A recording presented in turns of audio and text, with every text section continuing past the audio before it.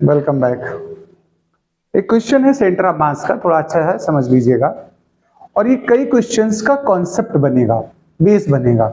Centre of mass में without data के जो क्वेश्चंस आएंगे, जैसे ट्रायंगुलर लैमिना हो गया, कोन हो जाएगा, सिलेंडर हो जाए, ऐसे किसी टॉपिक का अगर हमें सेंटर ऑफ मास फाइंड करना है तो ये स्टाइल यूज करेंगे, टेक्निक यूज करेंगे। यहां हम इंटीग्रेशन डिफरेंशिएशन कॉन्सेप्ट का इस्तेमाल करेंगे। हम जो फिलहाल अभी स्टार्ट कर रहे हैं उसका नाम क्या है, देखिए, determine the position of centre of mass of a hemisphere of radius capital R. हमें एक हेमिस्फीयर गिवन है, यानी हाफ स्फीयर गिवन है, इसका निकालना है सेंटर ऑफ मास। यूज करेंगे हम स्टाइल कौन सा, डिफरेंशिएशन और इंटीग्रेशन का। थोड़ा केयरफुली सुनेंगे तो समझ में आ जाएगा। और ऐसे कई क्वेश्चन होते हैं, आप प्लेलिस्ट में देख लीजिएगा, इस चैनल पे कई क्वेश्चंस आपको इस तरह से दिए होंगे जिनका ये एक बेस बनने वाला है। हमने सबसे पहले काम क्या किया, एक हेमिस्फीयर उठा लिया और उसको ऐसे सेट किया कि हेमिस्फीयर का सेंटर ओरिजिन से कोइंसिडेंस हो जाए, मैच कर जाए। इसका एक्सटेंशन देखिए एक्स एक्सिस की तरफ है और इधर आपकी रेडियस है आर।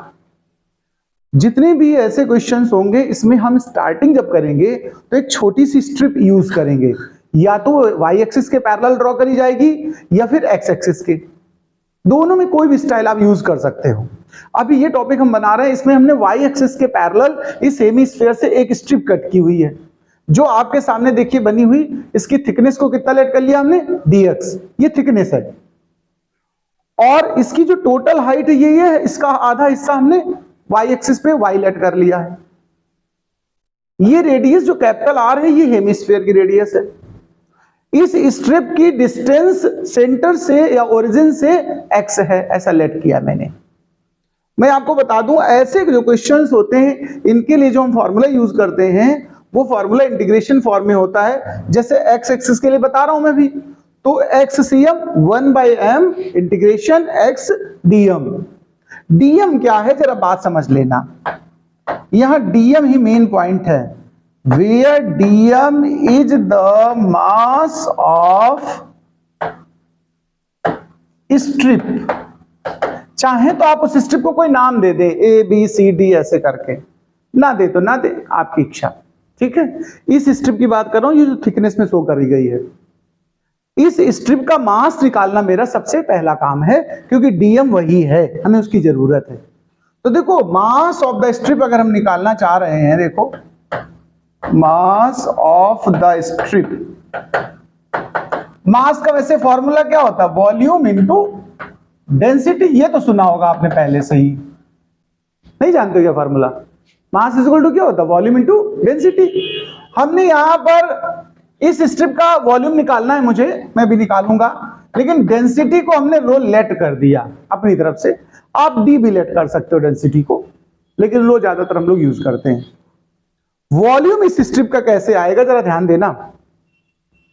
ये स्ट्रिप ध्यान से सुनिएगा, इसकी रेडियस ये कहलाएगी। देखो, ये जो y है ना, इतना पूरा, ये रेडियस का काम करेगा। कैसे करेगा थोड़ा समझना।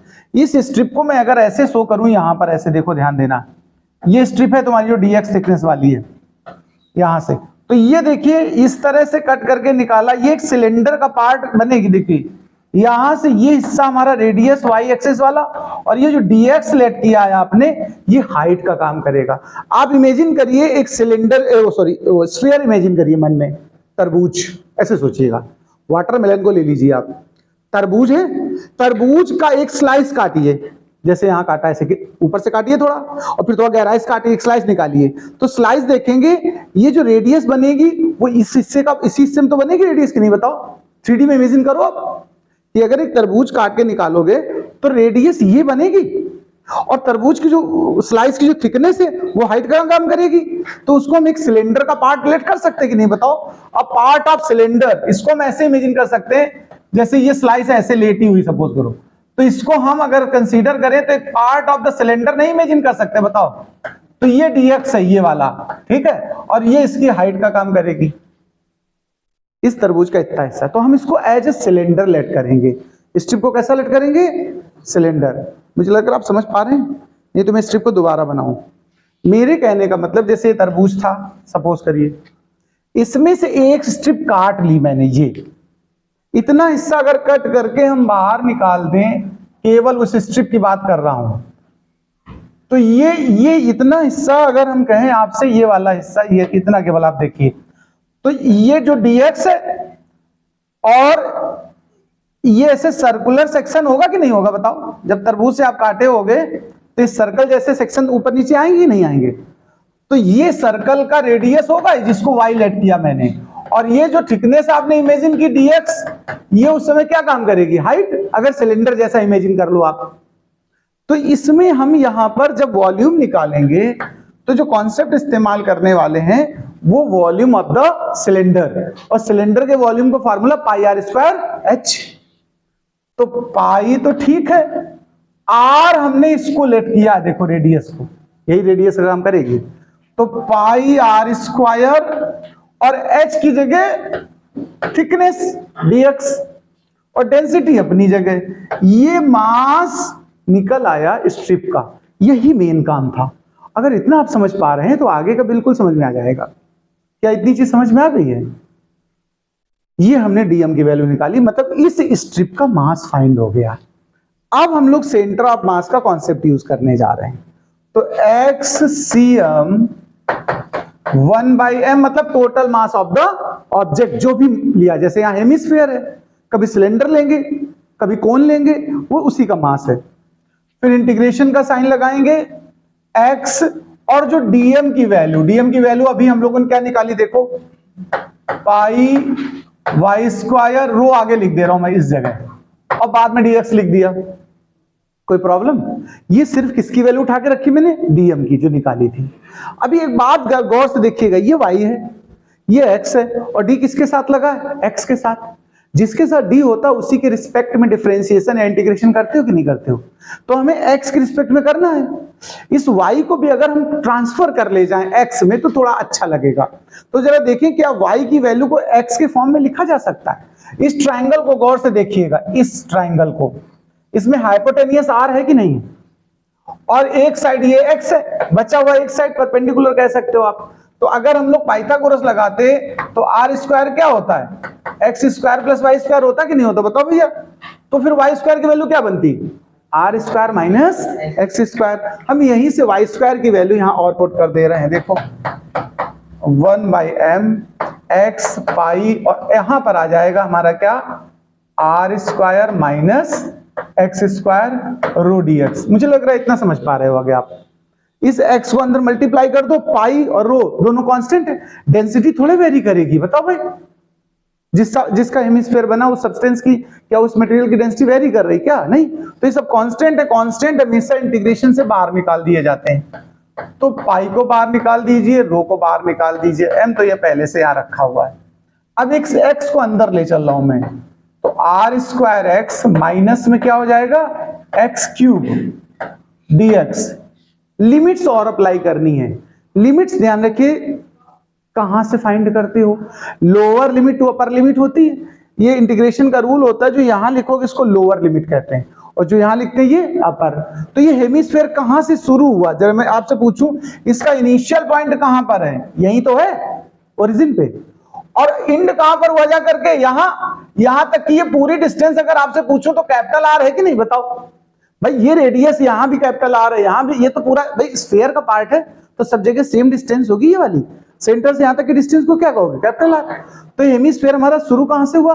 0 से, और पहुंचा कहां तक? कैपिटल आर तक। पूरा अगर हम पूरी स्फीयर को कंसीडर करें हेमिस्फीयर को, तो इसकी स्टार्टिंग 0 से लेकर आर तक है। तो यहाँ लिमिट्स हम लोग जो इस्तेमाल करेंगे वो 0 से कहां तक करेंगे? कैपिटल आर तक। ये 0 से आर लिमिट हो गई। इंटीग्रेशन करना बाकी रह गया केवल। इंटीग्रेशन मैंने आप लोगों को पहले सिखाया भी है, अगर नहीं सीखा है तो आप चैनल की प्लेलिस्ट में जाएं, और मैथमेटिकल टूल्स नाम से एक टॉपिक पढ़ा है, उसमें इंटीग्रेशन डिफरेंशिएशन सिखाया, उसको जरूर सीख लें। फिर भी थोड़ा सा बता दें, एक फॉर्मूला होता है integration of x to the power n। इसका फॉर्मूला क्या होता है भाई? जितनी पावर है वो उसमें एक बढ़ा लेते हैं, 1 एक्स्ट्रा हो जाता है। तो x की पावर क्या हो जाती है? x प्लस 1, और बाई में वही पावर लिख दी जाती है। ये रूल होता है इंटीग्रेशन का। यहां पर अगर मैं पूछूं इसमें x में कितनी पावर है? 1, तो जब इंटीग्रेशन करोगे 1 और पावर बढ़ेगी तो कितनी हो जाएगी? 2, और डिवाइड में 2 आएगा कि नहीं आएगा? यहां पावर कितनी है? 3, एक और बढ़ाओ 4 हो जाएगी, अपान में 4 आएगा। तो चलिए वही काम यहाँ करने वाले हैं हम। देखो चलो रखते हैं वैल्यूज, ध्यान से देखते जाना बस और करते जाना।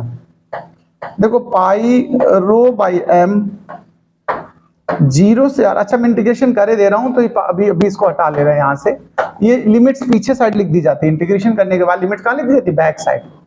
तो ध्यान से देखते जाना, आर स्क्वायर, इसकी लिमिट हमने इसका इंटीग्रेशन किया तो ये तो मैंने अभी सिखाया आपको, एक्स स्क्वायर बाई 2 हो जाएगा। एग्री करेंगे आप इस बात से, उस फॉर्मूले के अकॉर्डिंग। फिर आप इसको क्या लिखने वाले हैं बताओ, अच्छा एक्स की पावर 4/4, और जो लिमिट्स है हमारी 0 से r वो यहां लिख दी जाएगी ऐसे। अब हम लिमिट अप्लाई करते हैं।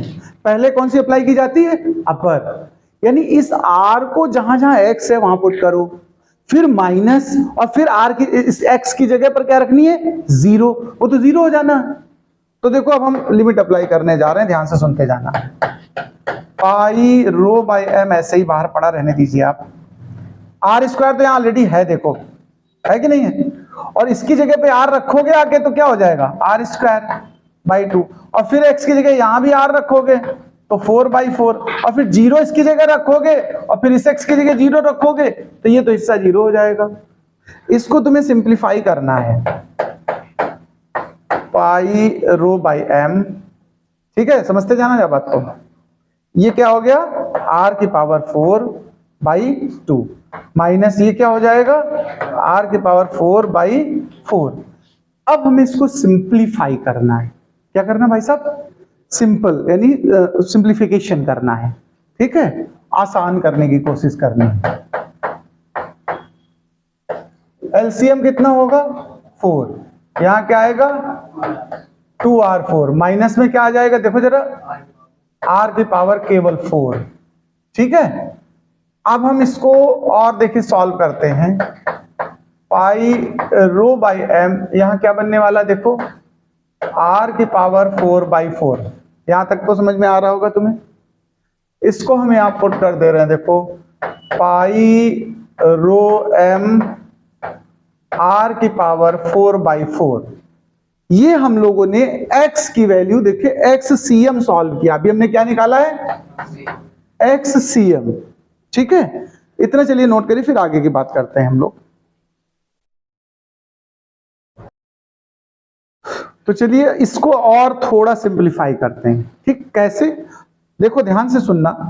हमने जो टॉपिक लिया ये क्या लिया बताओ, अच्छा हेमिस्फेयर, राइट। वैसे फुल स्फेयर का वॉल्यूम होता है 4/3 पाई r क्यूब, जानते हो कि नहीं जानते हो।